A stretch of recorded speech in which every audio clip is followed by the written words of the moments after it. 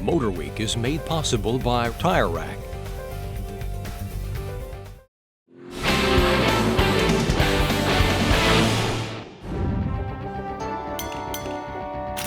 A common complaint that we see in my repair shop is that my engine vibrates when I'm sitting at a traffic light.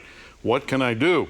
Well, we start talking to the client, and invariably they tell us, well, I went to another shop and they did a tune-up and that didn't help anything. Well, first, the word tune-up should put you on notice that, hey, something's not right here, because tune-ups really don't exist anymore.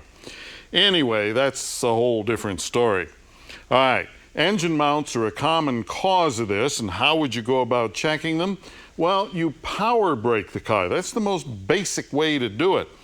And what that means is that you hold the brake and you put it in drive and you accelerate very gently. The car doesn't move, but somebody is out here with the hood open watching the engine to see if it lifts up.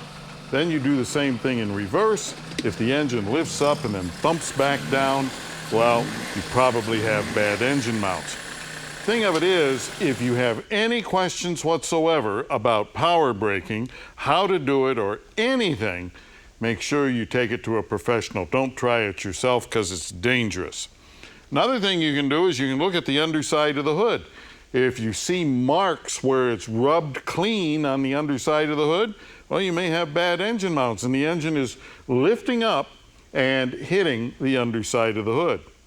Now, another one that we use that is very effective, we take a floor jack and a 2x6, put it under the oil pan of the car, and then like a 1/16 of an inch at a time, raise the engine up while this vibration is going on and somebody is sitting in the car.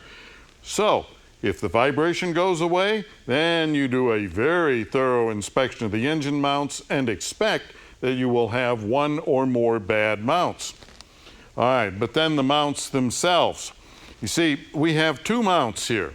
Look pretty similar. This one, of course, you can tell that it's got some age and use on it, looking pretty ragged around the edges, obviously bad. This one, on the other hand, looks pretty good. Now, this is a common problem that we find. This was purchased off of the internet, cheapest guy in town, and it is cheap. Now, the problem with it is it vibrates as bad as this worn out one because the rubber is not the right compound. It's hard as a rock. It's just like bolting the engine to the chassis of the car.